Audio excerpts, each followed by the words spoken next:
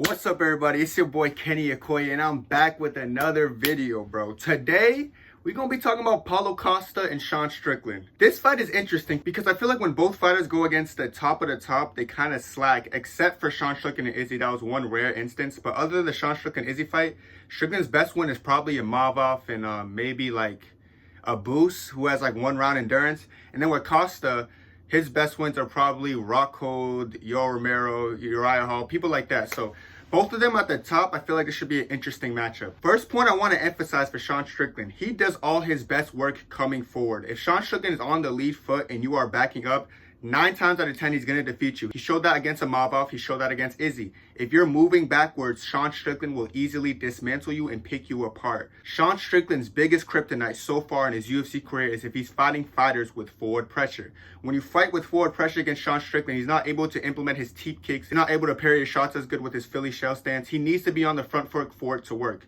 Let me highlight the DDP fight first, because if you look at the DDP fight, DDP was spamming the same exact combo every time he was on the feet. He would throw a straight, then into an overhand, a straight into an overhand. And Sean Strickland is not known for having great counterpunching, so he was kind of slacking. He didn't really know what to do in that instance. And then, of course, DDP had slight wrestling. He's not known to wrestle, but he can mix it up pretty well, which is why I think he ended up getting the win over Strickland. But the forward pressure was just too much for Strickland to cooperate with, so he kind of fell apart, which is why he lost that fight. Another example of forward pressure hurting Sean Strickland. Look at the Jared Cannonier fight.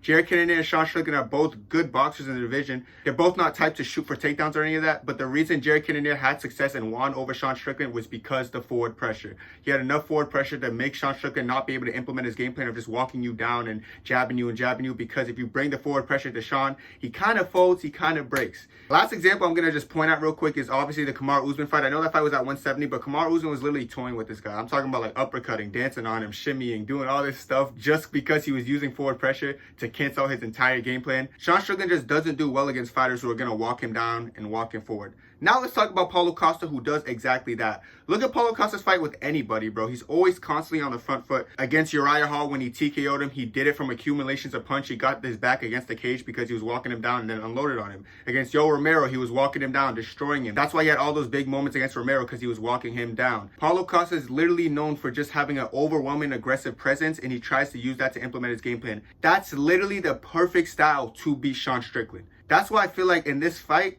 Sean Strickland's kind of going to be lost, because Sean Strickland's not going to know how to deal with that forward pressure of Paulo Costa. Sean Strickland's going to try to pitter-patter jab. That's not going to do much to Paulo Costa. The key to beat Paulo Costa, in my opinion, is to implement leg kicks of some sort. We saw Robert Whittaker use leg kicks to kind of break down Costa, and then he would blitz with his jab and all that. But it all stemmed from the leg kicks. Look at the beautiful performance Izzy had. He did that by breaking down Costa with leg kicks.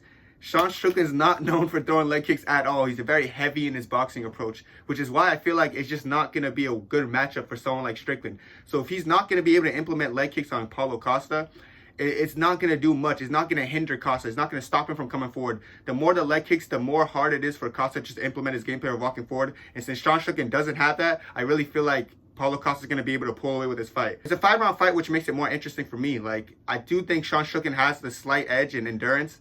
People want to talk about stamina as if like Paulo Costa has bad stamina. He doesn't have bad stamina. You look, they point at the Luke Rockhold fight in the 3-rounder. His stamina wasn't bad. It was just a sloppy fight, I feel like, for both of them. But honestly, I feel like Costa's going to have enough endurance to stay with him. Costa's never been typed to like fold under pressure and do all this. So when both of them are going to try to meet in the middle of the ring, someone's going to give up that forward pressure. I'm telling you right now, it's not going to be Paulo Costa. There's instances in fights where I've seen Sean Strickland give up the forward pressure. Against DDP, they kind of went back and forth, who would walk forward, who would not. But I feel like DDP was mostly the one trying to press the issue, because he had aggressive style. Against Paulo Costa, I looked at every one of his fights. He never really gave up the front foot pressure. He's always kind of on the front foot.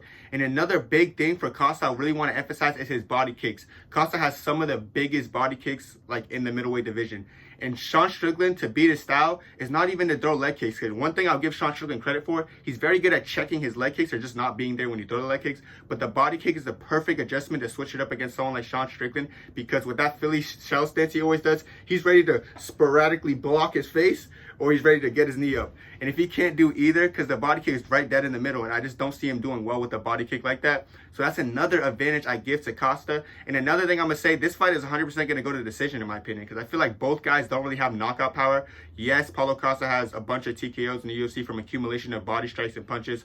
But I just don't think he has that knockout power. Obviously, Sean Strickland's not known for even putting anyone away. Yes, he finished a boost because a boost has 1 round of endurance. A lot of people finish a boost after the first round. But yeah, so I feel like it's going to go the distance. It's going to come down to grit. And even though Sean Strickland has a slight edge in endurance, Paulo Costa is just tailor-made to dismantle Sean Strickland and make the fight look pretty easy. So this is why I think Paulo Costa is going to do enough to beat Sean Strickland. I'm not saying Sean Strickland's not game, but I really want people to understand Sean Strickland's a very overrated fighter. His best win was Izzy, but outside of that, it was really no one notable. And he's just tailor-made to beat Izzy because Izzy doesn't really work or operate well on the front foot. So Sean Strickland's style just overwhelmed Izzy. That being said, Paulo Costa is not the type to be on the back foot waiting for a counterpunch. He's the type to walk you down and say, "What's good, bro? It's Paulo Costa in the house." All right, guys, that's it for me. Let me know what y'all think down below. Do you think Paulo Costa is going to have that overwhelming pressure to be able to dismantle Sean Strickland, or do you think Sean Strickland's going to be the one to bring the forward pressure? If y'all think what I said was accurate, let me know down below as well. But that's it for me, man. Hope you had a good day. God bless y'all. 2, 3, 4.